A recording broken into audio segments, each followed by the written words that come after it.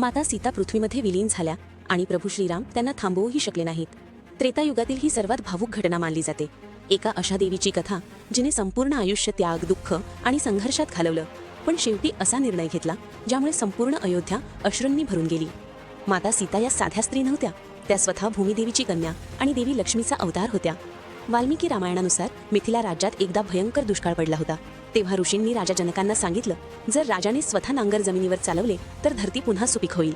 राजा जनक स्वतः शेतात नांगर चालवत होते आणि अचानक नांगराचं टोक जमिनीत अडलं. जेव्हा ती जागा उकरण्यात आली तेव्हा पृथ्वीच्या गर्भातून एक तेजस्वी कन्या प्रकट झाली. त्या बालिकेच्या चेहऱ्यावर दिव्य तेज होतं, जणू साक्षात देवी पृथ्वीवर अवतरली होती. नांगराच्या रेषेला संस्कृतमध्ये सीत म्हटलं जातं, म्हणून त्या कन्येचं नाव ठेवलं गेलं सीता. काळ पुढे सरकला. माता सीतेचा विवाह प्रभू श्रीरामांशी झाला, पण विवाहानंतर त्यांचं आयुष्य सोपं नव्हतं. वनवास, रावणाने केलेलं हरण, अशोक वाटिकेतील वेदना आणि अग्निपरीक्षा, त्यांनी प्रत्येक दुःख सहन केलं, पण कधीही धर्म आणि पतिव्रतेचा मार्ग सोडला नाही. लंकेतील अशोक वाटिकेत जेव्हा रावण त्यांना घाबरवायला येत असे तेव्हा माता सीता स्वतःच्या आणि रावणाच्या मध्ये एक गवताचं तिणकं ठेवत असत. ते फक्त तिणकं नव्हतं, तो एक संदेश होता. हे रावणा, माझ्यासाठी तुझी किंमत या तिणक्या इतकीही नाही.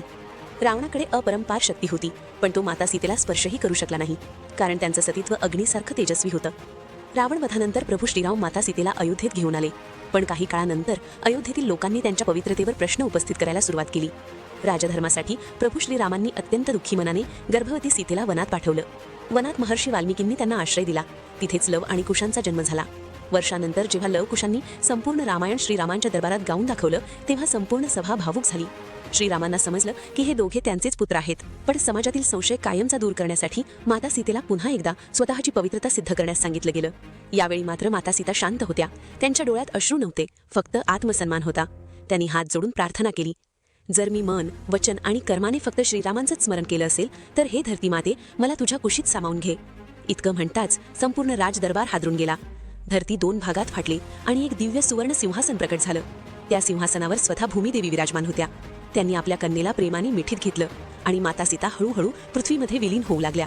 प्रभू श्रीराम त्यांना थांबवत राहिले, पुकारत राहिले, पण धरतीची कन्या कायमची आपल्या आईच्या कुशीत परत गेली. ही फक्त एका देवीची कथा नव्हती, तर एका स्त्रीच्या आत्मसन्मानाची अमर गाथा होती. जर माता सीतेच्या या त्यागाने तुमच्याही डोळ्यात पाणी आणलं असेल तर श्रद्धेने कमेंट करा, जय माता सीता.